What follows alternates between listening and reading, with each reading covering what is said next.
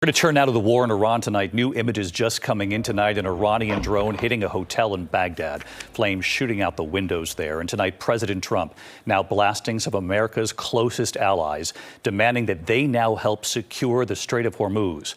Many are not interested. One U.S. ally saying it's not our war. We didn't start it. Here's our chief international correspondent, James Longman, from the region again tonight. Iran still causing chaos across the region tonight. A massive explosion as a drone slammed into this hotel in Baghdad. Flames shooting out of the building in video circulating online. And near the US embassy, video showing the moment air defense systems shot down a rocket flying nearby. Tonight, President Trump is blasting some key US allies for refusing to answer his new call for help in reopening the critical Strait of Hormuz. That's more than 2 weeks after he launched the war in Iran without those allies. We don't need anybody. We're the strongest nation in the world.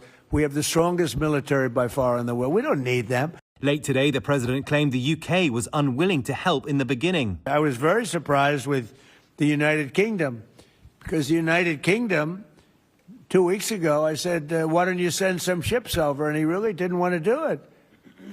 I said, you don't want to do it. We've been with you. President Trump said today the UK is now offering aircraft carriers, but that he told them it's too late. He said, we're going to send over 2 aircraft carriers. I said, I don't want them anymore.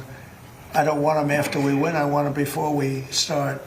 I don't need your aircraft carriers after we've already won. Tonight, the British Prime Minister says the concern is a wider war. We will not be drawn into the wider war. And tonight, Germany is refusing to send help for the Strait of Hormuz, saying, quote, it's not our war. We can't be at every place to support a war which we didn't start it. While questioning the loyalty of some allies, late today, the president marveled in the Oval Office at his model of an American B-2 bomber. And if these gorgeous B-2 bombers, give me that bomber, Andrews. Let me just hug that little sucker. Give me that bomber over there. Thank you. You knew immediately which one. This looks small, but in person it's very big. Because it's the only plane capable of carrying a 200,000-pound bomb. So I don't know how they do it, because it's very sleek and nice, but it carries a lot of weapons and there's a lot of bombs. 20% of the world's oil flows through the strait. The danger of Iranian attacks keeping most from getting through. Global oil prices are hovering around $100 a barrel today. Gas prices in the US have risen more than 80 cents since the start of the war. And tonight, the president says some countries are sending help, but he wouldn't say who. Numerous countries have told me they're on the way. Some are very enthusiastic about it, and some aren't. The president says the US has struck 7,000 targets so far in Iran and destroyed 100 Iranian naval ships, including all 30 vessels that lay underwater mines. The president is tonight saying he's not sure who is leading Iran, saying he doesn't know if the new supreme leader, Mojtaba Khomeini, is alive or dead, and of other potential leaders. Now they think maybe the sun is gone. They're all gone. My biggest problem is I have no idea who we're talking to, because nobody ever heard of any of these people. They're all dead. And tonight, the Pentagon is revealing 200 American troops have been wounded so far in this war, at least 13 US service members killed. And tonight, tributes for the 6 American service members who died when their refueling plane crashed in western Iraq.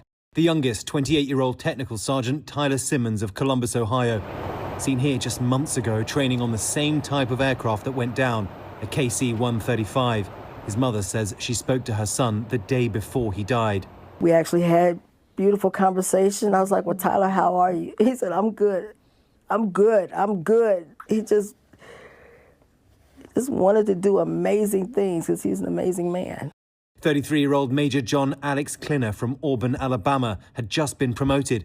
The married father of 3 had 7-month-old twins.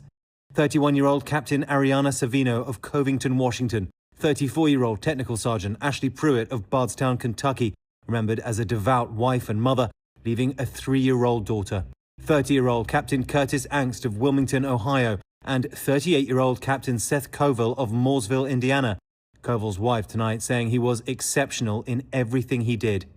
And back in the Oval Office late today, President Trump made news when he suggested a former president he's been speaking with wishes he had done to Iran what Trump has done.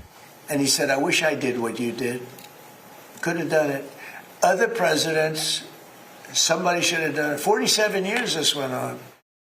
And David, reporters asked President Trump if that former president was George W. Bush. He said it was not. He was asked if it was Bill Clinton. He wouldn't say. And tonight, a source close to former President Clinton tells us he's not spoken with Trump about the Iran strikes. And David, one more note tonight. President Trump says he wants to postpone his trip for China, which was supposed to take place later this month. David. James Longman covering the war in Iran tonight. He is live from Iraq for us. James, thank you.